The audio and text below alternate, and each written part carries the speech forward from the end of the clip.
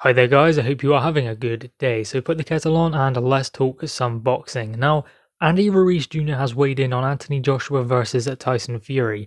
And also in this video I want to talk about Conor Benn and his potential challenge towards Amir Khan and potentially Kell Brook, even though that fight could happen at some point between Kell Brook and Amir Khan. I know, sounds crazy, but Khan seems to want it now. And previously in the past it seemed like maybe Kell Brook was the one who wanted it more. But anyway, we'll get into that a little bit later. This is the comments made by Andy Ruiz Jr. about Anthony Joshua versus Tyson Fury. Fury is a really weird style. I feel if Joshua doesn't box around like he did it to me and goes forward, throws combinations, I think Anthony will pull out the victory. So there we go, that is what Andy Ruiz's assessment of this fight is.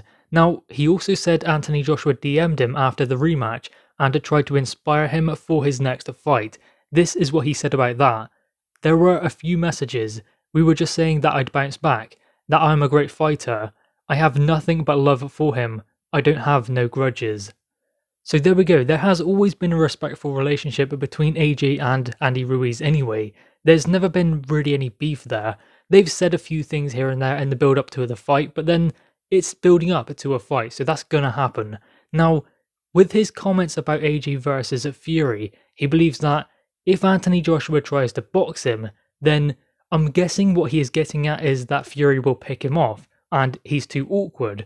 But if AJ throws caution to the wind, and doesn't really care too much about what is coming back, gets close to him, throws combinations, then he can cause him trouble. Now, what's interesting about that statement is AJ needed to box Ruiz to take him away from what he was able to do, because if he fights with Ruiz, that gives Ruiz a chance, or more of a chance in the fight, whereas if he boxes him, he takes many of those fundamental things that Ruiz needs to be able to do away from him. Now, in this instance, Anthony Joshua doesn't necessarily need to just box Fury. At times, he needs to get behind his jab, but there are going to be times where he must trade with Tyson Fury, get up close, and not necessarily worry about what is coming back. That's the interesting thing about boxing, is styles make fights, but it requires different horses for different courses. AJ cannot fight Tyson Fury the same way he fought Kubrat Pulev, or Andy Ruiz Jr. for that matter in the second fight. He must have a different game plan, and of course he knows that. The interesting thing that Andy Ruiz is getting at is he didn't engage with Andy Ruiz in the second fight, not up close, sometimes at the mid-range, but up close.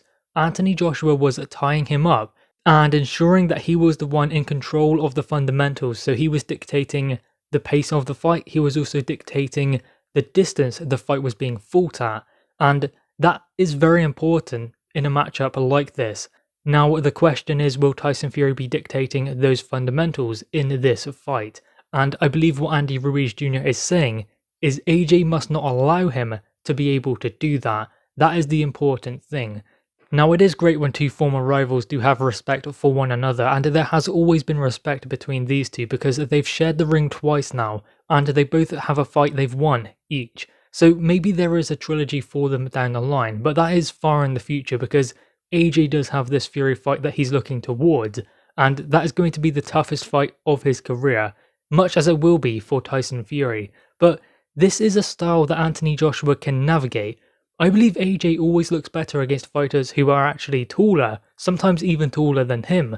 It's the smaller fighters that Anthony Joshua seems to struggle with, and Tyson Fury at times has struggled also with the smaller fighters. I mean, if you look at John McDermott, who came closest, I guess you could say, to beating Tyson Fury early on in his career, some say John McDermott even beat him in that fight. I mean, there are still claims to this day that John McDermott actually beat Tyson Fury. I mean, he did give him a rematch, and Fury did convincingly beat him in that rematch, but that doesn't take anything away from what John McDermott was able to do, and the rematch is of course his opportunity to actually get the victory, but it kind of takes the stars to align for an opponent like John McDermott to be able to beat someone like Tyson Fury, who was coming through and a hot prospect at the time.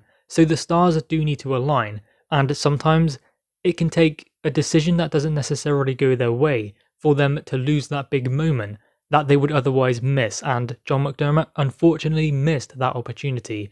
And I mean, Tyson Fury did give him the rematch, which is fair, because it's not easy for a fighter to admit that that was close and they need to give him a rematch and beat him conclusively to prove to everyone that he is able to. So he done the right thing by giving him the rematch and then beat him. And Tyson Fury has went through a couple more rematches actually. He fought Derek Chisora twice and Deontay Wilder twice as well.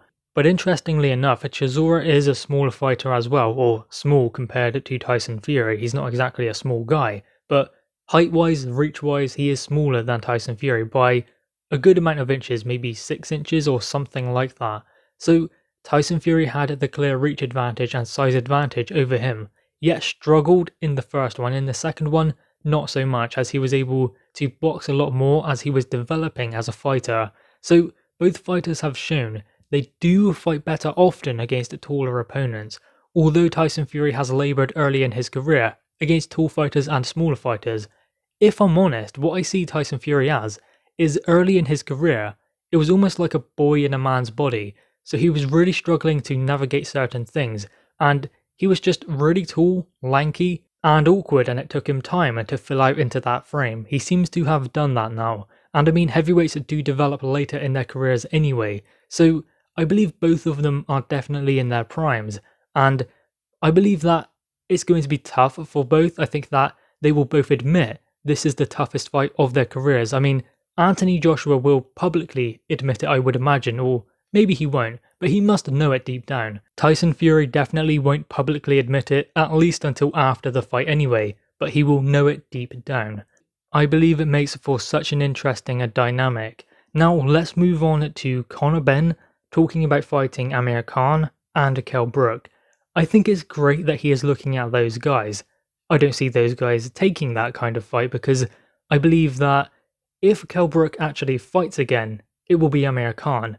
And I think that Amir Khan wouldn't really want to risk it against Conor Benn. He would fancy himself getting the victory, but why would he want to risk it against a younger prospect? What's in it for him? That is the big question. What's in it for Conor Benn? Gets a good name on his resume, earns a big payday, but more importantly it takes him to a different level. Not much closer to a world title opportunity because he doesn't want to get there too quick anyway, but it does raise his bar quite considerably. Now, of course Vargas is the important thing for Conor Benn at the moment, and getting that victory is vital to his progress. I do find it a bit strange what they are trying to do with Conor Benn. Are they going straight for a world title instead of going for the British and European titles? It seems that way because he is on that path and he's in the WBA rankings, I believe. So he is working towards a world title opportunity, but at the moment, can you see him even competing with a Terence Crawford, with Errol Spence or Ugas? Not really. I mean, even the likes of Sean Porter's, the ones outside of the champions, you cannot really see Conor Benn competing with them at the moment. And that's not disrespectful at all. He's 24 years old, he's still young and developing as a young fighter, so realistically considering his experience, he shouldn't be competing with those guys just yet.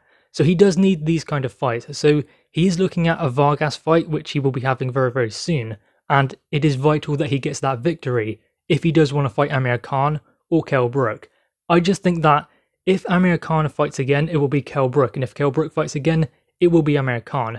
At least that is what they will be looking at. Not because Amir Khan wants to fight Kell Brook, because I'm not entirely sure that he does. But I think that he realises if he's going to fight again, who else can he fight? He's lost to Terence Crawford, he ain't beating Errol Spence or even getting an opportunity to fight him. Ugas isn't going to fight him, and I don't believe he would beat Ugas at this stage. Ugas is going to try and fight Errol Spence for a unification, I would imagine. So that's off the table. Manny Pacquiao is looking to fight Terence Crawford, and Sean Porter, is it worth the risk? So I don't really see that happening. I see that Amir Khan understands Kell Brook is maybe there for the taking after losing to Crawford. A big payday, a big fight, one that everyone would kind of be interested in. After all this time, it's not as big as it could have been, but still, people will be interested in. That is the only big fight that he can take, so that's why he is now interested. Kell Brook could be tempted, but neither of them are going to be interested in fighting a young prospect like Conor Benn. But I like the attitude of trying to take those big names and take himself to the next level. Let's see what he can do against Samuel Vargas, and then he can take it one step further. Guys, anyway, what are your thoughts on this? Pick your favourite subject and leave your thoughts in the comments below. Also leave a like and grab that subscribe button. Thanks guys.